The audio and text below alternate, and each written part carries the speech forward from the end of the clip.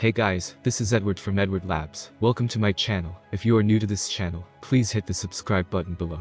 Today we are going to explore how the Apple logo went from the complicated illustration logo to the aesthetic symbol we know and love today.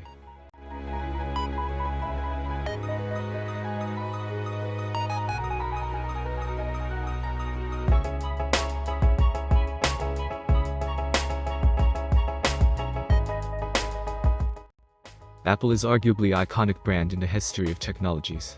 Their logo is as famous as its products. Everyone around the world recognizes any Apple products by its logo. No doubt it looks classy and has an aesthetic look. But why exactly it has a byte on it? Is there any reason behind it? We have to go way back past to know this. The Apple logo hasn't always looked like this. This was their first logo in 1976 when Apple launched its first product. The logo specifically featured Isaac Newton reading a book under an apple tree. A fabric banner surrounded the illustration with the words written Apple Computer Company. The logo was created by an India Inc. If you look closely, you just might be able to make it out. Newton a mind forever voyaging through strange seas of thought alone. The quote is from the famous romantic poet William Wordsworth, who in the Prelude, Book 3rd, Residents of Cambridge wrote, "And from my pillow, looking forth by light of moon or favouring stars, I could behold the antecapole where the statue stood of Newton with his prism and silent face, the marble index of a mind forever voyaging through strange seas of thought, alone." The first logo was created by Ron Wing. Ron was Apple's third co-founder. But Steve Jobs did not like the logo. He even blamed the logo for Apple I's low sales. The illustrated logo was too intellectual for the company. Plus it would be hard to produce small products with that logo printed on it. So it was decided that the logo will be changed. Bob Janoff, the art director of Regis McKenna Advertising, was given the job to create the new Apple logo. Apple II was about to be launched, and Steve wanted a new Apple logo on it. Bob started with a black apple as initial logo, but it would too straightforward as a logo. So something was missing. Then, he remembered the line that was used to sell Apple I in the market. The motto was "Byte into an Apple $666.66. Bob took the inspiration of byte from the word byte.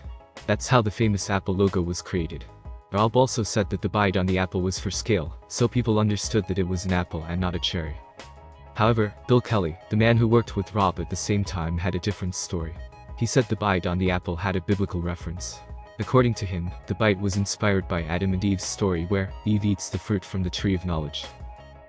But no matter what the main reason was behind the byte, Steve Jobs was really happy with the new logo.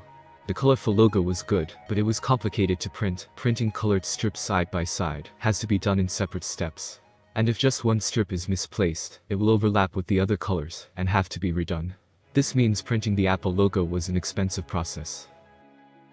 The director of European operations at Apple Computer had this to say about the legendary Apple logo: "One of the deep mysteries to me is our logo, the symbol of lust and knowledge, bitten into all crossed with the colors of the rainbow in the wrong order. You couldn't dream of a more appropriate logo. Lust, knowledge, hope and anarchy." Jobs made another mark on the Apple logo when he returned back to Apple in 1997. Because for the first time, Apple featured a solid white logo on the PowerBook G3 lid, and its box featured solid black and white Apple logos. Now as this monochrome logo began being used on the lid of Apple's PowerBooks and iBooks, a design issue arose. Which way should the Apple logo face? Do you know, there was a time when Apple logo were actually upside down on the lid of their notebooks, but why? Because Steve Jobs wanted it that way. He wanted to make sure that when a user sat down in front of their closed notebook, the Apple logo was facing toward them. He didn't care how it appeared to an onlooker. Jobs believed this was an important detail, because his design group notices that users constantly tried to open the laptop from the wrong end. And Jobs always focused on providing the best possible user experience and believed that it was more important to satisfy the user needs, rather than the onlookers. After a few years, he reversed his decision, and turned the Apple logo around. Now shortly after the switch to their monochrome Apple logo, things started to get a bit colorful with the Bondi Blue iMac in 1998. The logo appeared embossed in a translucent blue veneer that resembled its appearance on the iMac. And this design was carried through to the fruit-colored iMacs the following year. It appeared monochrome on Apple's PowerBook, but was stylized with color and truculence on the iMac and iBook. So there was often a tug-of-war between the flashy Qual logo and the flat monochrome logo, until the Apple made an effort to streamline these two styles. They accomplished this by creating the new Chrome logo in 2007, which they used on their websites, in advertisements, during iOS start and shutdown, in Mac OS X Mac window and in printed material. In 2013, Apple's design language began to shift from three-dimensional to two-dimensional, and this meant a much flatter logo. Apple essentially went back to using their monochrome logo from the late 90s. And from there onwards, they used this same monochrome logo on every Apple product, even on their Apple Store. This change marked a true unification of Apple logo's design. Now I think the recent Apple logo design is the classy one, which represent the true standard. But what do you think? Should Apple change their logo? Should they go back to their previous designs? Let me know in the comments below. Give this video a thumbs up if you have enjoyed the video.